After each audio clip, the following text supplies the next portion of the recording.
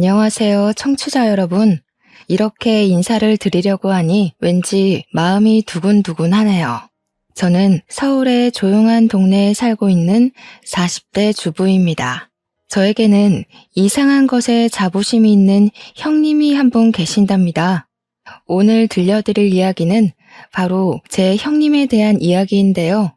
제가 그동안 당한 것도 많고 나름 소소한 복수를 한 부분도 있고 재미난 이야기들이 많아서 사연을 올려봅니다. 지금부터 기가 막힌 우리 형님을 퇴치한 이야기를 시작해 보도록 하겠습니다. 저는 어렸을 때부터 그냥 특출나게 잘하는 것도 없고 못하는 것도 없고 가난하지도 않고 부자인 것도 아닌 그런 평범한 삶을 살았습니다. 우리 주변을 둘러보면 누구나 한 명쯤은 있는 그런 평범한 애 있잖아요.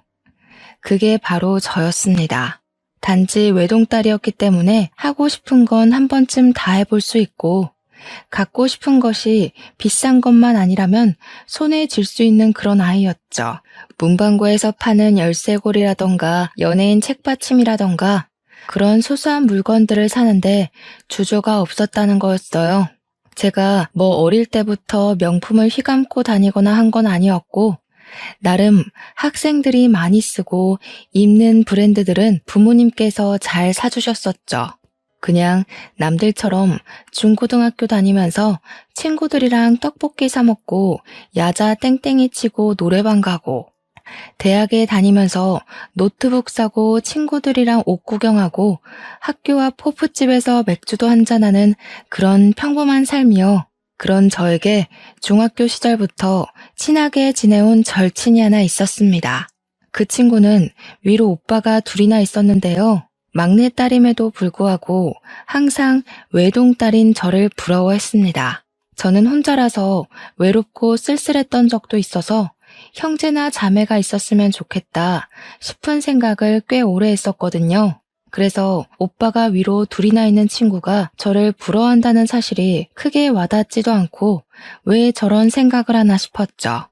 알고 보니 제가 용돈을 5만 원 받을 때 친구는 한 달 용돈이 고작 5천 원이었다고 하더라고요. 위에 오빠가 둘이나 있었고 나이 차이가 있었으니까 학원비며 생활비며 돈이 많이 들어간다는 이유에서 막내딸에게는 자연스럽게 용돈을 많이 주지 못했던 것이었어요. 친구는 항상 삶에 대한 불평, 불만이 질비했고 저는 그것이 자연스럽게 내가 외동이기 때문에 혜택을 받는 거구나 하고 생각하게 되었습니다. 그 관계는 쭉 지속되었고 결혼할 때도 마찬가지로 같은 불평과 불만을 들어야 했습니다. 제가 친구보다 먼저 시집을 갔는데 우리 집 같은 경우는 제가 개혼이고 제 결혼식이 마지막 결혼식이지 않겠어요? 그래서 부모님께서 빵빵하게 지원을 해주셨습니다. 우리 남편이 둘째 아들이긴 했지만 집이 그럭저럭 꽤 괜찮게 살았기에 저희 집과 마찬가지로 지원을 잘 해주셨습니다. 호텔에서 손님들 많이 불러 결혼식을 했고 식대도 11만 원이었지만 부족함 없이 준비했습니다. 손님들이 양가에서 무척이나 많이 자리해 주셔서 북적북적하긴 했지만 호화스럽게 만인의 축하를 받으면서 성대하게 올렸습니다. 신혼여행도 몰디브로 다녀왔고 신혼집도 시댁에서 마련해 주신 덕분에 빚 없이 출발을 할 수 있어 매우 감사했죠. 혼수도 부모님께서 일일이 챙겨주셨기 때문에 저희 부부의 새 출발은 아무 평탄하게 이루어졌습니다. 거기다가 제 남편이 IT 기업에 다니고 있어서 연봉이 꽤 높은 직군이었고 저는 웹디자인 일을 하면서 외주 일도 받고 쇼핑몰 일도 받아서 했기에 수당이 짭짤했어요. 웹디자이너의 특성상 재택근무로 일을 하고 싶은 시간에 맞춰 마감만 지키면 상관없었기에 일정이 자유롭기도 했고요. 하지만 제 친구는 저와 전혀 다른 형태의 결혼식을 올렸습니다. 저 다음에 바로 결혼을 했기에 친구들 사이에서도 비교되기 시작했어요. 1시간 반마다 예약이 턱턱 잡혀있는 웨딩홀에서 결혼식을 올렸고 홀도 매우 작았으며 웨딩홀 이용 고객들이 전부 한데 모여 식사를 하는 분위기였죠. 뷔페 메뉴도 그다지 좋지 않고 가성비 좋은 메뉴들로 구성이 되어 있어서 별로였다고 할까요? 음식도 식어 있고 맛도 없고 그런데 친구는 전부 그 불평을 자기가 막내딸이어서 이런 거라고, 오빠들 다 장가 보내고 나니까 돈이 없어서 이렇게 된 거라고 하더라고요. 그러면서 저한테 늘 외동이라 부럽다, 외동이라 좋겠다, 나도 외동이었으면 좋겠다 하는 이야기를 했죠. 저는 그 말이 지겨우면서도 친구를 위로해 주었어요. 결국 동남아로 신혼여행을 떠나는 친구를 보면서 저도 결심을 했죠. 내 친구의 삶이 얼마나 고단하고 남을 부러워하는 마음이 연속되었는지 알았기에 아이는 하나만 낳아야겠다고 말이죠. 저의 이런 마음을 잘 알아주신 건지 시댁에서도 아이를 많이 낳아서 다복하게 살아야 한다는 강요 같은 게 전혀 없으셨어요. 오히려 저에게 아이를 많이 낳아봐야 힘들기만 힘들지 절대로 살면서 좋을 일 별로 없을 거라고 하셨죠. 시댁에 처음 방문한 날부터 아이 계획을 물어보시고 하나만 낳아서 잘 키우면 된다고 몇 번이나 이야기하셨을 때 의아하긴 했는데 그 이유를 금방 알게 되었어요. 바로 남편의 형인 아주버님네가 조카를 글쎄 넷이나 낳아서 키우고 있더라고요. 그렇다고 아주버님네가 형편이 아주 좋은 상황도 아니었어요. 아주버님은 몇 번의 사업 실패를 겪은 뒤 겨우겨우 치킨집을 오픈해서 6식구가 먹고 살고 있었습니다. 저보다 1살이 어린 형님은 애를 키워야 한다는 이유로 직장에 다닌다거나 아르바이트를 한다거나 하지도 않고 있었고요. 그러면 그 집 애들은 무슨 돈으로 키우고 있었냐고요? 치킨집 운영에서 풀칠하는 수준의 생활비와 시부모님 돈으로 생활하고 있었습니다. 시부모님께서는 건물을 한 채 가지고 있었는데 그 건물 1층에서 아주버님이 월세를 내지 않고 치킨집을 운영하고 있었거든요. 일단 월세가 절감되니까 치킨집 장사가 잘 되지 않아도 굴러는 가더라고요. 시부모님은 남은 호실에서 나오는 월세로 생활을 하고 계셨는데 아주버님네 6식구까지 책임을 지고 계셨던 것입니다. 아주버님네가 얼마나 계획적이지 않은 생활을 하는지 정말 대책 없다는 게 느껴지지 않으시나요? 거기다가 아주버님께서 사업 실패를 몇 번이나 반복하면서 쌓인 빚도 시부모님이 갚아주셨고요. 더 대책 없게도 빚 갚아준 걸로 끝이 아니라 아예 시부모님 댁에서 기생하듯 살고 있었어요. 저라면 너무나도 쪽팔리고 부끄러워서 시부모님께 고분고분 말 잘 들으며 생활할 것 같은데 우리 형님은 상당히 뻔뻔한 여자였습니다. 마치 자기가 시부모님을 모시고 사는 듯한 행세를 하고 다니고 있었거든요. 오죽하면 저도 남편한테 속사정을 듣기 전까지는 형님네가 부자라서 시부모님을 모시고 생활하는 줄 알고 있었다니까요. 시부모님께서 주택에 살고 계셨는데 남편이 어릴 때부터 살았던 집이라 방이 꽤 여러 개가 있었거든요. 그 집에 뻔뻔하게 얹혀 살면서 마치 집이 본인의 집인 것 마냥 행동하며 굴었던 거죠. 제가 처음 시댁에 인사를 드리러 갔던 날 정말 말도 안 되는 풍경을 마주하고 제가 바짝 얼었던 기억이 아직도 생생하게 납니다. 조카들 4명이 전부 다 2살 터울이었는데 8살, 6살, 4살, 2살이었거든요.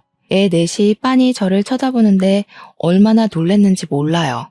심지어 8살 된 첫째 조카는 초등학생이지 않겠습니까? 학교를 오고 가고 해야 하는데 나머지 아이들을 어린이집에 보내고 해야 한다고 글쎄 형님이 시부모님께 첫째 아이의 등교를 부탁하고 있었더라고요.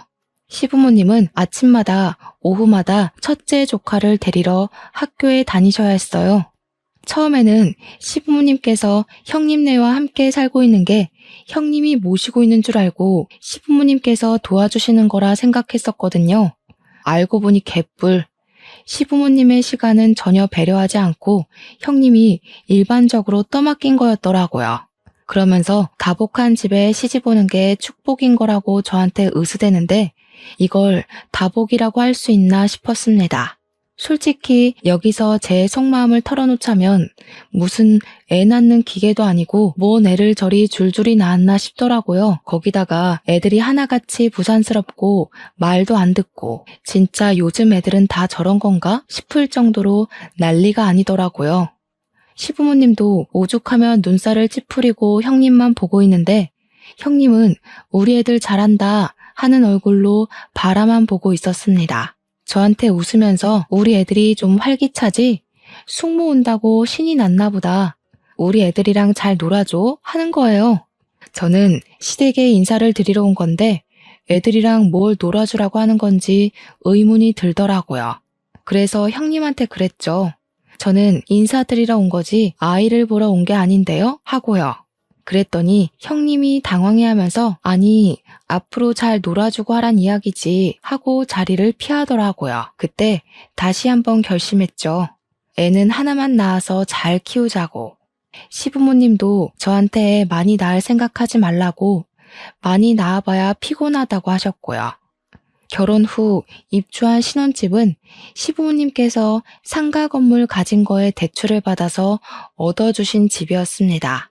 신축 아파트라 나름 깔끔하고 빌트인 되어 있는 부분이 많아서 혼수를 준비하는데 큰 부담이 없어서 좋았어요. 결혼하고 처음 인사드리러 간 자리에서 시부모님께 감사하다고 이야기를 했는데 형님이 불쑥 끼어들더라고요. 동선의 집은 시부모님이 대출받아서 해주신 거라며 좋겠네? 그 돈 받아놓고 입 닦는 거 아니지? 하는데 제가 뭘 어쨌다고 저런 소리를 하는 건지 이해가 안 갔습니다. 그래서 형님께 그게 무슨 소리세요? 저한테 바라시는 게 따로 있으세요? 했죠. 제가 알기로는 아주버님이 해먹은 사업 자금이 지금 우리 아파트 값보다 더 되는 걸로 알고 있었거든요.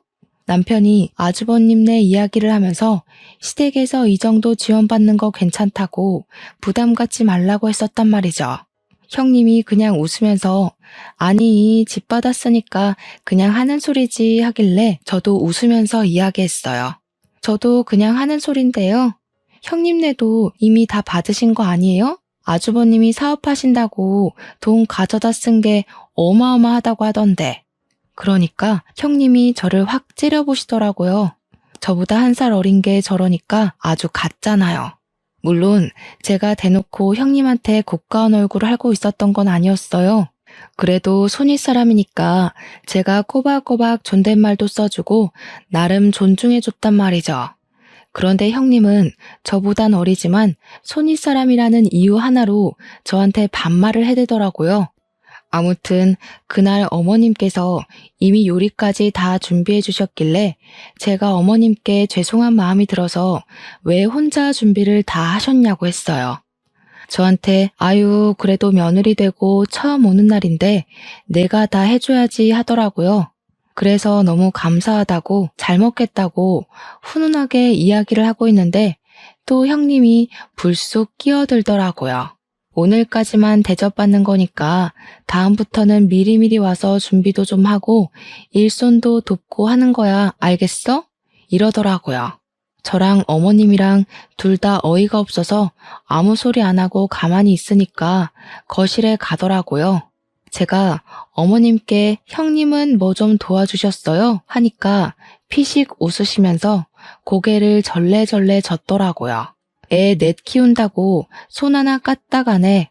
아주 피곤해 죽겠어 하시는데 같이 사는 어머님이 너무나도 불쌍해졌어요. 식탁에 다 차리고 온 가족이 둘러앉아서 밥을 먹으려고 하는데 형님이 제 무릎 위에 막내 조카를 떡하니 올리더라고요. 우리 막내 조카가 2살이거든요. 순간 떨어질까봐 확 끌어챘는데 형님이 저한테 그러는 겁니다. 우리 애들 밥 먹여야 해서 동서가 막내 이유식 좀 먹여주면 좋겠네 하고요. 그러면서 이유식 그릇을 쓱 내미는데 제가 당황스러운 얼굴로 형님을 보고 있으니 시모가 자기가 먹여주겠다며 아이를 데려가려고 했어요. 그러니까 형님이 시모한테 어머님은 첫째 챙겨주셔야죠. 생선살 좀 발라주세요 하더라고요. 기가 막혀서.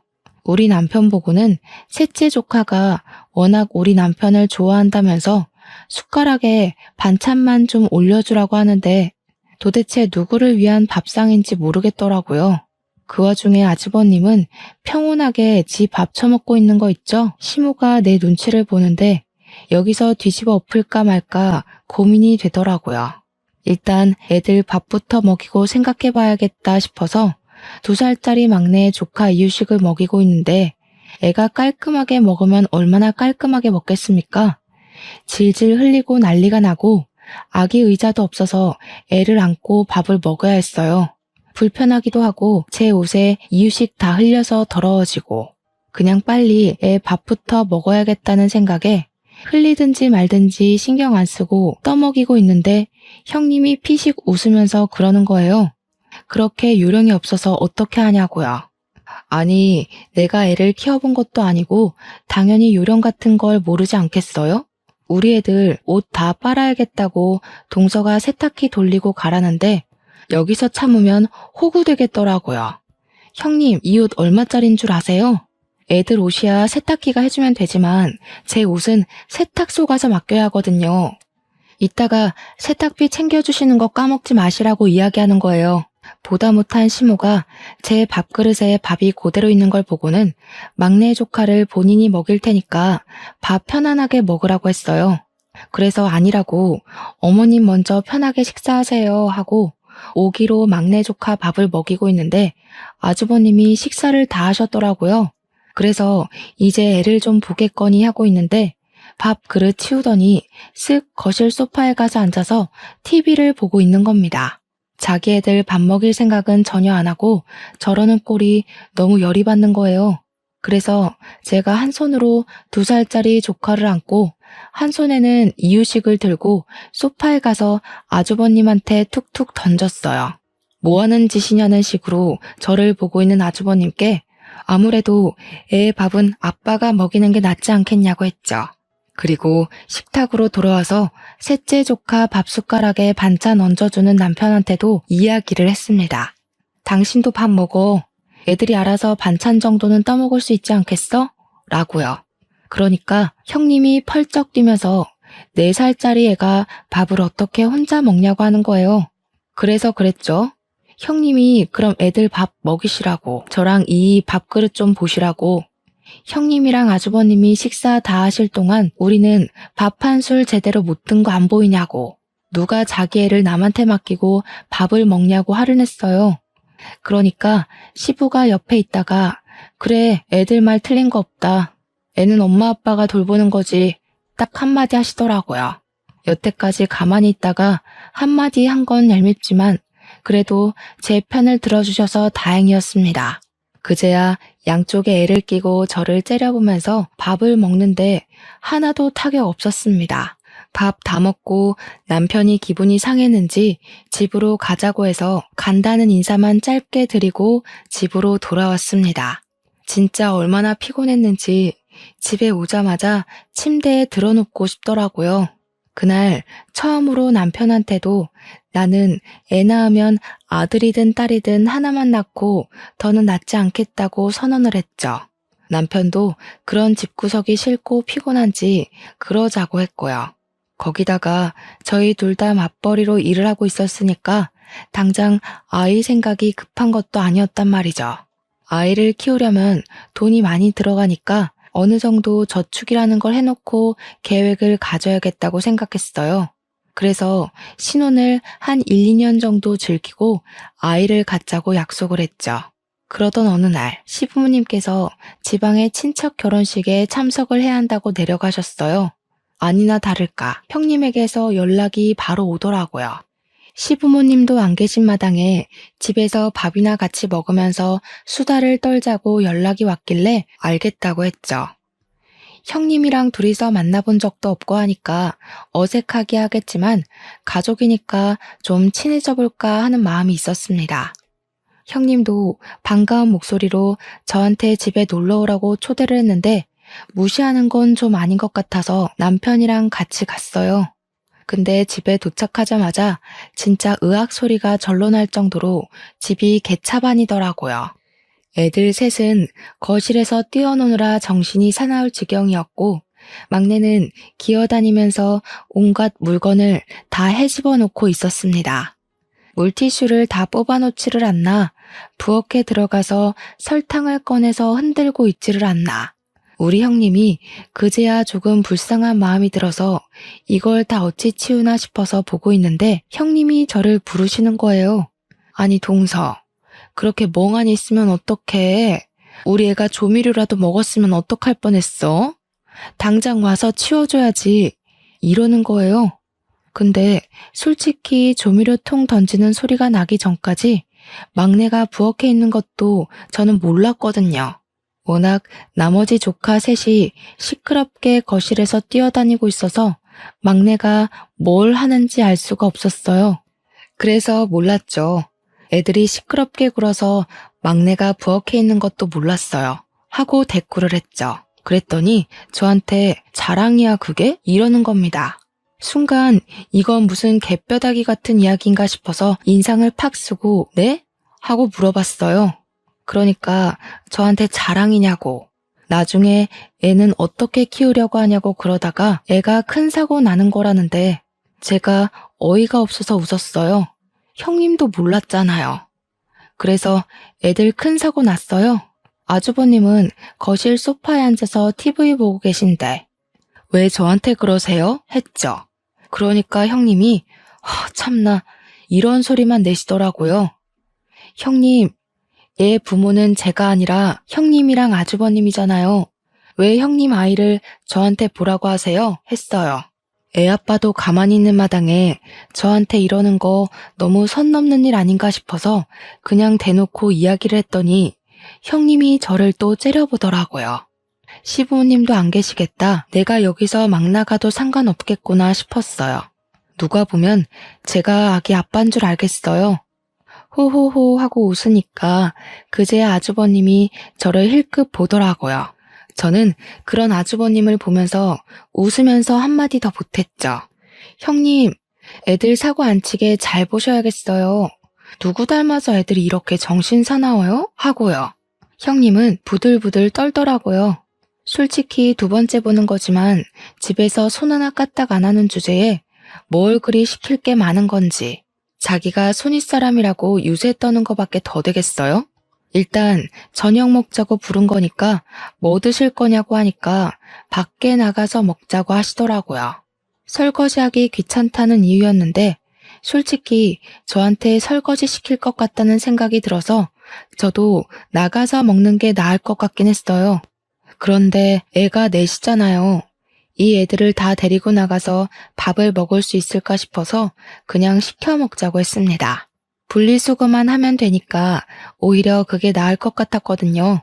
그랬더니 오랜만에 나가서 동선애한테 갈비를 좀 얻어먹고 싶었다는 게 아니겠어요?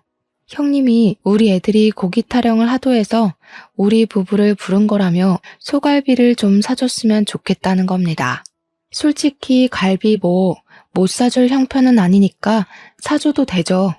근데 뻔뻔하게 저러니까 괜히 더 사주기 싫어지는 마음이 들더라고요. 그 와중에 아주버님은 소갈비 맛있겠네. 여기 괜찮은 집 있는데 거기로 가자고 옷 걸치고 있고요. 남편을 쓱 쳐다보니까 남편이 그냥 소갈비 한번 사주고 말자는 식으로 말하길래 알겠다고 했어요. 싱글벙글 난리가 난 형님네 6식구 끌고 소갈비 집에 갔는데 조카들이 막내랑 셋째 빼고 다 어느 정도 컸잖아요. 정말 무슨 걸신 들린 사람들처럼 밥을 먹는 거예요.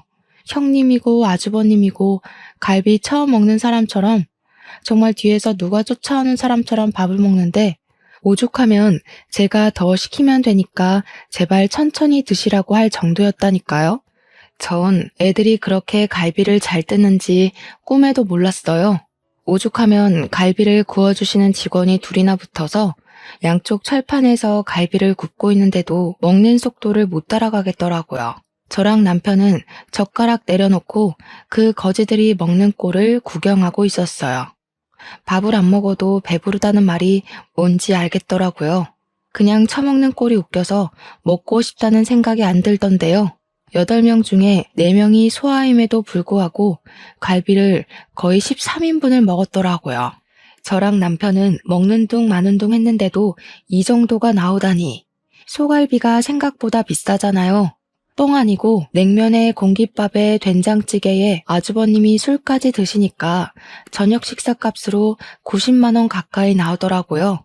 대충 예상은 했지만 계산서를 봤는데 웃음이 나더라고요. 남편은 와, 갈비값 이만큼 내본 거 처음이라고 그렇게 말하며 허탈하게 웃는데 저도 그냥 웃겼어요. 저랑 남편한테 형님네 가족 6명이 잘 먹었어 하면서 인사를 하고 나가는데 솔직히 얄밉긴 하더라고요. 반반씩 내줘 라고 하고 싶은 걸 겨우겨우 참고 계산했습니다. 시부모님한테는 눈치 보여서 사달라는 말도 못하고 시부모님 때마침 안 계시니까 이때다 싶어서 우리 벗겨 먹으려고 부른 것 같은데 그 와중에 커피는 본인들이 쏘겠다면서 동네에 이름 없는 커피집에서 1,500원짜리 아메리카노 한 잔씩 사주더라고요. 심지어 테이크아웃만 되는 작은 매장 있죠? 그런 카페에서요. 그냥 웃으면서 잘 마실게요 하고 말았더니 형님이 그런 제 모습에 또 양심이 좀 찔리긴 했나 봐요. 물어보지도 않았는데 요즘 치킨 장사가 잘 안 되고 애들한테 들어가는 돈이 없고 하면서 변명을 늘어놓더라고요. 그래서 웃으면서 형님한테 이야기했죠. 조카들이 소갈비를 처음 먹어봤나 봐요. 애들이 무슨 걸신 들린 사람처럼 먹는데 다음부터는 교양 있게 식탁 매너 갖추면서 천천히 먹으라고 하세요. 너무 허겁지겁 누가 뺏어 먹을까봐 걱정되는 사람처럼 먹으니까 밥맛이 떨어지더라고요. 그러니까 형님이 아무 소리도 못하고 가만히 서서 저를 째려보더라고요. 와, 저러다가 넙치 되겠다 싶을 정도였습니다. 남편이 바로 집으로 가자고 하길래 저는 이만 가보겠다고 하고 차에 탔습니다. 남편이 저한테 아무래도 당한 것 같다고 이번 일을 교훈 삼아서 2번은 당하지 말자고 하는데 저는 뭐 하고 싶은 말 다 해서 괜찮았어요. 그 뒤로 몇 번 형님이 밥 먹자고 연락이 오긴 했는데 저랑 남편이랑 딱 바쁜 일이 있다고 거절했죠. 한 번은 모른 척 당황해줬지만 2번, 3번은 곤란하지 않겠어요. 그러던 어느 날 형님이 되게 아무렇지 않게 저한테 백화점 구경을 하자고 연락이 왔습니다. 백화점에서도 옷 사달라, 신발 사달라 할 것 같아서 저도 만반의 준비를 하고 백화점으로 갔죠. 아니나 다를까 첫째 시조카 겨울 패딩이 없어서 패딩을 하나 보러 왔다고 먼저 멘트를 날리더라고요. 저한테 이거 어때? 저거 어때? 하면서 이 브랜드 저 브랜드 돌아다니면서 옷을 보여주는데 시큰둥하게 반응했습니다. 애들 옷이 다 거기서 거기고 금방금방 크는데 굳이 브랜드 옷 사입힐 필요 있나 싶어서였죠. 그래도 자꾸 물어보길래 A 브랜드보다는 B 브랜드가 나은 것 같다고 내구성이 훨씬 좋아 보인다고 말을 했어요.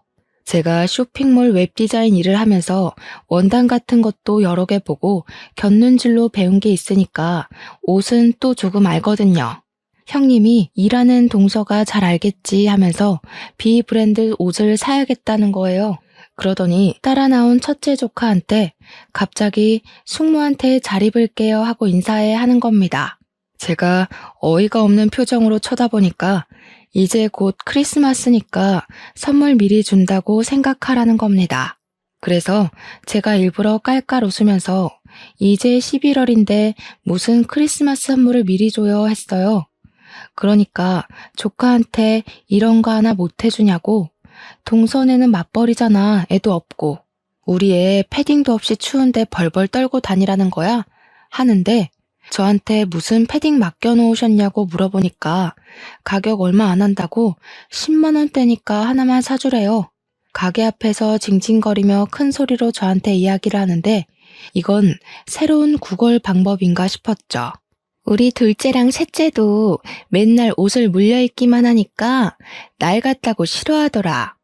이왕 크리스마스 선물해주는 김에 우리 둘째랑 셋째 것까지 싹 새 걸로 사주면 어때? 형님, 아주버님네 치킨집 월세도 안 내고 알바도 안 써서 인건비도 안 든다면서요. 버는 돈이 꽤 되지 않아요? 왜 맨날 구걸을 하세요? 구걸? 우리 애들이 뭐 거지야? 왜 동서는 말을 그렇게 해? 우리 애들 사주기 싫어서 그래? 대충 남대문만 가도 패딩 괜찮은 거 많은데 왜 굳이 비싼 돈 주고 브랜드만 입히시는 건지 궁금해서요. 애들 키 금방금방 크잖아요. 동서, 생각보다 엄청 쪼잔하다. 우리 애들 옷 사주기 싫어서 이러는 거지? 나중에 동서네가 애 낳으면 우리 애들 거 물려 입어도 되는 건데 뭘 그리 말을 고약하게 해. 둘째 조카랑 셋째 조카도 자기 형 거 입기 싫다고 하는 마당에 우리 애가 입겠어요? 그리고 아직 임신은커녕 계획도 없는데 벌써부터 우리 애가 물려 입을 거 생각하고 선물을 줘요? 저 지갑 두고 왔어요. 백화점에서 살 거 없어서. 제가 지갑을 두고 왔다고 하니까 진짜로 두고 왔냐면서 제 주머니를 막 뒤지더라고요. 사실은 형님이랑 헤어지고 백화점에서 살 거 사려고 지갑을 일부러 차에 두고 왔거든요. 진짜로 지갑이 나오지 않으니까 씩씩거리면서 본인 카드로 결제하더라고요. 첫째 조카 옷만요. 그러고 집에 와서 남편한테 말하면서 엄청 깔깔거리면서 웃었어요. 패딩 사달라고 부른 거였더라. 염치가 없어도 너무 없는 거 아니냐. 근데 나도 한 방 제대로 먹였다고 했죠. 남편도 씩씩거리면서 자기가 형수한테 한마디 해야겠다고 하는 거 어차피 지갑 없어서 안 사줬으니까 내버려 두라고 했어요. 그렇게 한 달쯤 더 지나서 진짜 크리스마스가 왔고 다른 건 몰라도 시부모님 선물은 챙겨야겠다 싶어서 이것저것 준비를 했습니다. 저희 쇼핑몰에 엄청 질 좋은 울 코트가 나왔길래 어머님이 좋아하실 것 같은 딥그린 색상으로 한 벌 준비하고 홍삼이랑 영양제도 잔뜩 챙겨서 갔어요. 어머님께 크리스마스 선물이라고 코트를 보여드리니까 너무 좋아하셨어요. 좌르르 떨어지는 울코트 질감에 색상도 너무 고급스럽다고 무척이나 좋아하셨습니다. 아버님께는 등산 다니실 때 입기 좋은 가벼운데 내구성 좋은 방수 패딩 하나 해드렸더니 최고의 선물이라고 좋아하셨고요. 어머님께서 코트가 너무 비싸 보여서 이걸 어떻게 입고 다니냐고 너무 좋다, 예쁘다 난리가 나셨는데 형님이 또 불쑥 끼어들대요. 동서, 내 건 없어? 이러면서 입을 삐죽이는데 제가 왜 형님 걸 준비해야 하는지 그러면서 제가 웃으면서 형님이 아랫사람 선물을 준비하셨어야죠. 제 거는 준비 안 하셨어요? 했죠. 그랬더니 형님이 저한테 내가 동서보다 1살 어린 거 몰라? 하는 거예요. 제가 아무 소리 안 하니까 시모한테 가서 어머님 저 이거 한 번만 입어보면 안 돼요? 하더라고요. 시모가 우리 둘째 며느리가 사준 건데 그걸 네가 왜 입어보니? 하고 톡 쏘니까 같이 살면 나눠 입어도 되는 거 아니냐고. 그러더니 쏙 가져가서 지 몸에 걸쳐보는데 어머님이 키가 크시거든요. 형님은 정말 땅꼬마고요. 코트가 길게 늘어지는 그 모양이 꼭 어른 옷 훔쳐 입은 것 같고 웃기더라고요. 형님은 기장이 영 안 맞아서 남의 옷 훔쳐 입은 것 같고 별로네요. 어머님 드리는 거니까 꼭 혼자 입으세요. 그러니까 형님이 갑자기 서럽다면서 눈물을 뚝뚝 흘리는 거예요. 우리 없이 산다고 지금 무시하는 거지? 그렇게 마음을 곱게 쓰지 않으니까 애가 안 생기는 거야. 아이 낳고 사는 게 얼마나 다복한 건지 알아? 북적북적 사는 게 좋은 거라고. 나중에 우리 애들 다 커서 우리 가족 노후 준비할 때 동선에는 애 하나 없어서 손가락 빨고 있을걸? 애 많이 낳고 사는 게 애국하는 거야. 동선에는 매국노라고. 형님, 애 많이 낳고 사는 거 능력 있으면 좋은 거죠. 그런데 형님네는 능력도 없잖아요. 맨날 애들 구걸시켜서 얻어먹고 얻어입히면서 그게 무슨 소리예요? 뭐? 구걸? 너 지금 우리 애들 거지 취급했어? 맞는 말이지, 형수. 지난달에도 크리스마스 선물 내놓으라면서 패딩 사달라고 백화점에서 지갑 뒤지고 난리를 쳤다며. 그 말에 아주버님은 헛기침하고 시부모님은 무슨 소리냐고 되물어보셨죠. 시모가 그 패딩 친정에서 사준 거라더니 둘째 며느리가 사준 거였어? 하고 물어보는데 제가 그건 아니라고 했어요. 알고 보니 그날 울며 겨자 먹기로 결제한 카드가 친정 부모님 카드였나 보더라고요. 패딩 하나에 13만 원대던데 그걸 자기 카드로 사기 싫어서 친정 부모님 카드로 산 형님도 알만하다 싶었죠.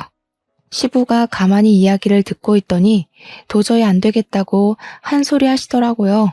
큰며느리라는 게 애만 잔뜩 낳으면 뭐하냐고. 가정교육 하나 안 시켜서 애들이 맨날 말도 안 듣고 사고만 친다고요.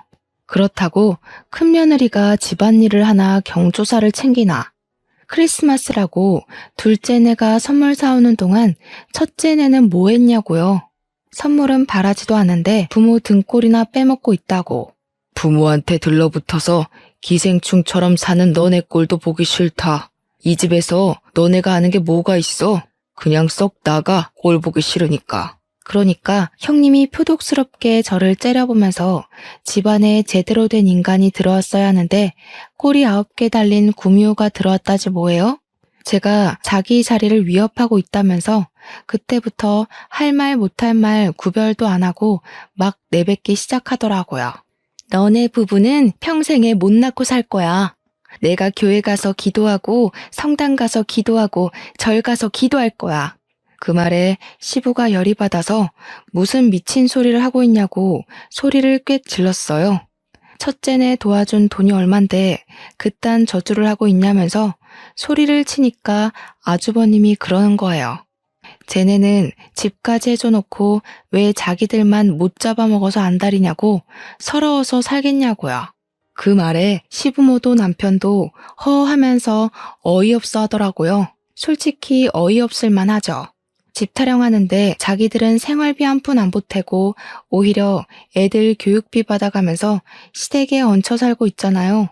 말 들어보니까 형님이 애 핑계대고 청소 한 번을 안 한다던데 이 집에서 나가 살면 오히려 자기들 손해 아닌가요?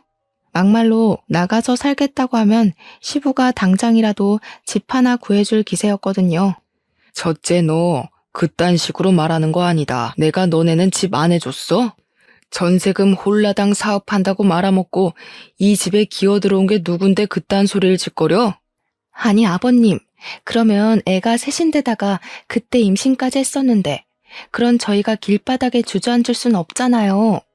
그걸 왜 당연히 우리가 너희를 데리고 살아야 한다고 생각하는지 모르겠다. 애 좋다고 낳은 건 너넨데 애들까지 왜 우리가 책임져야 하냐 이거야. 앞으로는 일절 지원 안 해줄 테니까 너희들이 벌어서 알아서 먹고 살아. 생활비도 내고 집안일도 하고. 아버님, 동서 들어왔다고 너무 차별하시는 거 아니에요? 너무하세요. 그랬더니 아버님이 씩씩거리면서 둘째네한테 애 생기지 말라고 저주하는 건 어디서 나온 심보냐고 몰아세웠어요. 그러니까 아주버님이 심드렁하게 쟤네도 애 줄줄이 낳아봐 누구 돈으로 키워? 이러더라고요.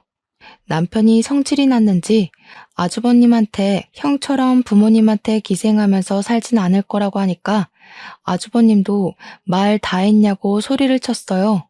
크리스마스에 두 형제가 갑자기 불붙어서 싸우기 시작하니까 시무가 말린다고 가운데 껴서 진정 좀 하라고 하셨죠. 순간 아주버님이 시무의 팔을 확 잡아채면서 좀 나와봐.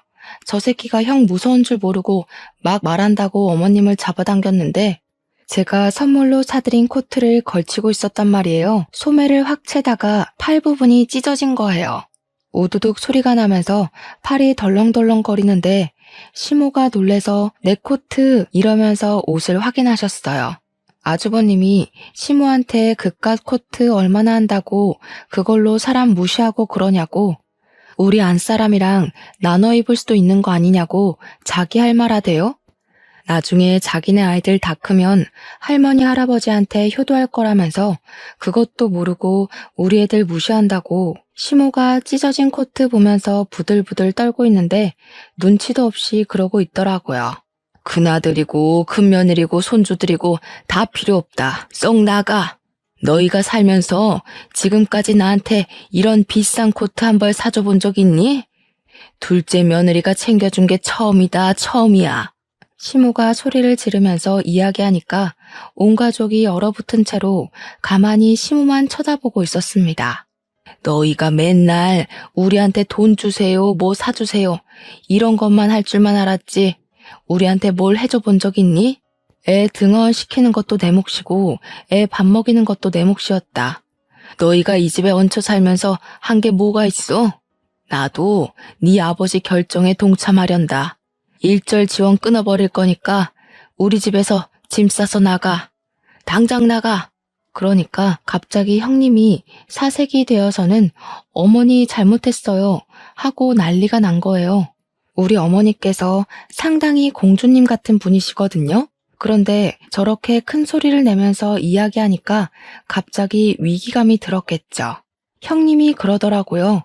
저한테 질투심이 생겨서 그런 거라고 손이 발이 되도록 막 빌고 있더라고요. 솔직히 시부가 지원 안 하겠다고 하는 말까지 흘려드린 것 같아요. 매번 저런 식으로 말해도 결국에는 돈을 쥐어주셨으니까요. 시무가 집 나가라고 하니까 그제야 발등에 불이 떨어진 거죠. 절대 못 나간다고. 자기들이 여기 아니면 어디 가냐고 하는데 시부가 코웃음을 치면서 그러더라고요. 치킨집도 앞으로 건물 월세 내고 쓰라고 너네도 벌만큼 버는 거 아니냐고 했어요. 정 오갈 데 없으면 친정이라도 가서 빌붙어서 살라고. 그러니까 아주버님이 월세 내면 우리 입이 6개인데 그럼 먹고 살 수 없다고 생활비도 안 남는다고 했죠. 시부가 자기 할 바 아니라고 여태 편히 봐줬으면 된 거 아니냐, 유지 못하겠으면 가게 빼라고 호통을 쳤어요. 시모는 그 와중에 소매 붙잡고 이걸 어쩌나 하고 있길래 제가 수선해서 드리겠다고 하고 코트를 챙겨서 살얼음판 같은 시댁을 나왔습니다. 시부도 속 시끄러우니까 이만 다들 나가보라 하셔서 남편이랑 같이 나왔죠. 형님네 보고도 당장 짐 싸라고 오늘부터 당장 안 보고 싶다고 하셨고요. 그렇게 크리스마스를 보냈고 형님네는 날 추워서 못 나가겠다고 버티고 있던 걸 시부모님이 손수 짐까지 싸서 밖에다가 내던졌다고 하더라고요. 결국 형님네는 친정으로 가게 됐고 방 한켠에 6 식구 다리도 제대로 못 벗고 자면서 눈칫밥 먹고 있다고 하더라고요. 새해는 밝았고 저는 코트 수선해서 시댁에 가져다 드렸는데 은근슬쩍 짐 싸들고 시댁에 온 형님네에는 문도 안 열어주시더라고요. 집안에서 형님네 갈 때까지 숨죽여 있는 동안 웃음이 얼마나 터졌는지 모르겠네요. 저한테 못 볼 꼴 다 보여서 미안하다고 하시는데 괜찮다고 그동안 속이 얼마나 상하셨겠냐고 위로하면서 여우짓 좀 했죠. 그렇게 6개월이 더 지나고 우리 부부는 계획대로 임신에 성공했고 지금은 임신 8개월 차 만삭에 다다르고 있습니다. 처음에 제가 아이 가졌다고 했을 때 시댁에서 좀 뜨뜨미시근하게 굴었는데 제가 임신하고 나서 남편이 정관 수술을 했거든요. 우리 인생에는 아이 하나뿐이라고. 시댁에 딱 공표하고 나니까 그제야 너무 잘했다고 축하해 주시더라고요. 아이 하나만 낳고 잘 살면 그걸로 됐다고 하시면서 우리 남편 보고 태어나서 제일 잘한 일이 정관 수술한 거라고 칭찬을 해주셨어요. 우리 남편은 이걸 좋아해야 하는 건지 말아야 하는 건지 모르겠다고 갸우뚱하고 있었고요. 형님네는 그 이후로 아직까지 시댁에 발은 못 들이밀고 있는데 제가 임신했다는 소식은 어디서 들은 건지 저한테 연락이 왔더라고요. 육아에 도움을 주겠다며 아기 용품을 물려주겠다며 이리저리 연락하길래 저도 단호하게 쳐냈죠. 형님, 저희는 아이 하나만 낳을 거라서 이미 새 걸로 다 준비했어요. 육아 도움은 어머님이 주시기로 했고 여차하면 도움이 쓸 거라 괜찮아요. 그러고는 얄밉게 차단을 걸어버렸습니다. 저한테 저주란 저주는 다 퍼붓더니 고스란히 자기가 받아서 지금은 호되게 당하고 사는 중인 거죠 뭐. 이래서 마음을 곱게 쓰고 살아야 한다는 교훈을 다시 한번 얻게 되었네요. 아무튼 저의 이런 사연 어떻게 들으셨나요? 제 긴 사연 읽어주셔서 정말로 감사합니다.